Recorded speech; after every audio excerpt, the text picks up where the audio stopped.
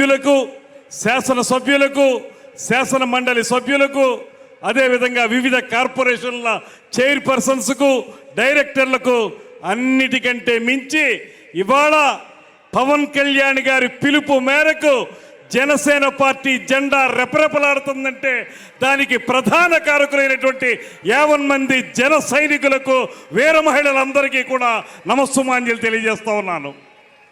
Rome was not built in a day. ఒక మహానగరం ఎప్పుడూ కూడా రాత్రికి రాత్రే నిర్మించబడదు. ఖచ్చితంగా దాన్ని నిర్మించడానికి ఎంతో సమయస్ఫూర్తి ఉండాలి, అంకిత భావం ఉండాలి, పూర్తి స్థాయిలో సమయోచిత నిర్ణయాలు ఉండాలి. ఇవాళ నేను గమనించినటువంటి, నేను పరిశీలించినటువంటి పవన్ కళ్యాణ్ గారిలో తొలి నుంచి ఉన్నటువంటి ఆలోచనలు, అంకిత భావం, ఎలాంటి పరిస్థితుల్లో కూడా ఎత్తిన జెండాని కిందకి దించకూడదనేటువంటి నిఖార్సైనటువంటి రాజకీయ వాదం, సమయోచిత నిర్ణయాలు, దానికి మించి అలుపెరిగిన పోరాటాలు, ఇవే శ్రీ పవన్ కళ్యాణ్ గారిని రాష్ట్ర స్థాయిలో మాత్రమే కాకుండా జాతీయ స్థాయిలోనే ఒక అద్భుతమైనటువంటి నాయకునిగా నిలబెట్టినటువంటి లక్షణాలు అనేటువంటి మాటని ఈ సందర్భంగా నేను మనవి చేస్తున్నాను. 11 సంవత్సరాల పాటు నిర్విరామంగా సాగినటువంటి ఆయన ప్రయాణం ఏనాడు కూడా వెన్ను చూపనటువంటి వైనం. ఆ రోజు 2019లో మనందరం కూడా ఓడిపోతే ఒకే ఒక్క సీట్ వస్తే కూడా మంగళగిరి ఆఫీసులో ఆయన చెప్పిన మాట నాకు ఇప్పటికీ కూడా చెవుల్లో గింగురుమంటూనే ఉంటుంది. ఆయన ఒకే ఒక్క మాట చెప్పారు, ఓటమనేది నన్ను 1 గంట మాత్రమే బాధ పెట్టింది. ఆ తర్వాత నేను అనుకున్నాను, ఈ కంఠంలో ప్రాణం ఉన్నంత వరకు కూడా జనసేన పార్టీ జెండాని నిలబెట్టాలనేటువంటి మాటతోనే నేను ముందుకు వెళ్ళాననేటువంటి మాట వారు చెప్పింది. అదే మాకు శిరోధార్యమైంది. ఇవాళ ఆయన మాట ప్రకారమే ఆయనతో కలిసి ప్రయాణం చేస్తూ ఉన్నాం.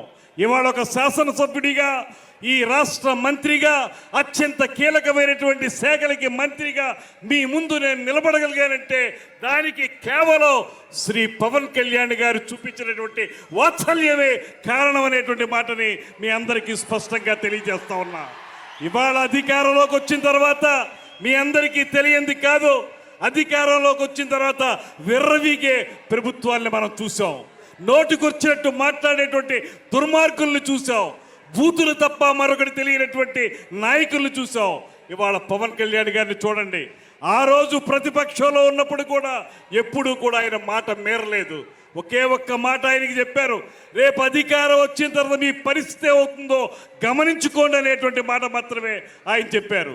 ఇవాళ అధికారంలోకి వచ్చిన తర్వాత మీరు చూస్తూ ఉన్నారు, కీలకమైన శాఖలు, పంచాయతీరాజ్ శాఖ కానీ, అటవీ శాఖ కానీ, నీటిపారుదలకు సంబంధించినటువంటి జల్ జీవన్ మిషన్ కానీ, ఇటువంటి అంశాలు ఉన్నటువంటి మంత్రిత్వ శాఖలో నిరంతరం కూడా వాటిని ఏ రకంగా ప్రజలకి చేరువుగా తీసుకురావాలి, ఏ రకంగా వాటి ద్వారా పేద ప్రజల కంట కన్నీరు తుడవాలనేటువంటి తపనతోటి నిరంతరం ఆలోచించేటువంటి వ్యక్తి శ్రీ పవన్ కళ్యాణ్ గారు.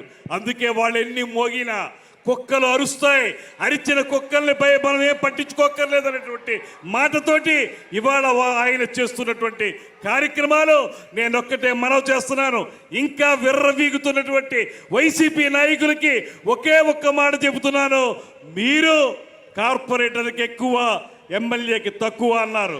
ఇవాళ నేను చెప్తా ఉన్నాను, మీ తండ్రి రాజశేఖర్ రెడ్డి కాకపోతే నువ్వు కనీసం కౌన్సిలర్ కూడా అయి ఉండేవాడు కాదనేటువంటి మాటని ఈ సందర్భంగా నేను మనం చేస్తున్నా. ఆయనకున్నది ఏనాడు కూడా తన వెనకున్నటువంటి వ్యక్తుల గురించి ఆయన ఏనాడు రాజకీయాల్లో ముందుకు వెళ్ళలేదు. తన ముందున్నటువంటి ప్రజానీకాన్ని, తన వెంట నడుస్తున్నటువంటి జన సైనికుల్ని దృష్టిలో పెట్టుకునే ఆయన రాజకీయాన్ని నడిపారు. అందుకే ఇవాళ ప్రపంచవ్యాప్తంగా ఒకే ఒక్క మాట చెప్తున్నారు, 100% స్ట్రైకింగ్ రేట్.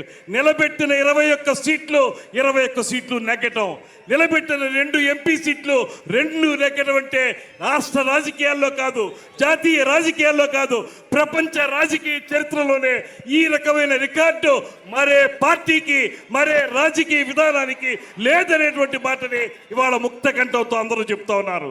ఈ సందర్భంగా ఒక్కటే నేను మనవి చేస్తున్నాను, ఒక సరైన దిశానిర్దేశం ఇవాళ మనకు చేయబోతున్నారు శ్రీ పవన్ కళ్యాణ్ గారు.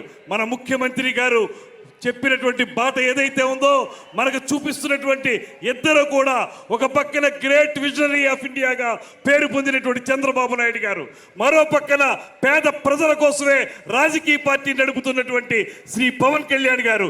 వీరిద్దరి పైన ప్రపంచంలోనే ఉక్కు మనిషిగా పేరు పొందినటువంటి నరేంద్ర మోడీ గారు, ఈ ముగ్గురు కలిసి ఈ కూటమి ప్రభుత్వం ఈ రాష్ట్రాన్ని సువర్ణాధ్యాయంగా మలచడానికి సిద్ధంగా ఉందనేటువంటి మాటని మరొకసారి మనవి చేసుకుంటూ, వారిచ్చే దిశానిర్దేశంతో ఒక పక్కన పార్టీని బలోపేతం చేసుకోవటం, మరో పక్కన ప్రభుత్వాన్ని మంచి ప్రభుత్వంగా ముందుకు తీసుకెళ్ళడానికి నిరంతర నిర్విరామ కృషి చేస్తామనేటువంటి ప్రతిజ్ఞని తెలియజేసుకుంటూ, మరొక్క మారు మనం ప్రజలకి పునరంకితం అవుతామనేటువంటి మాటని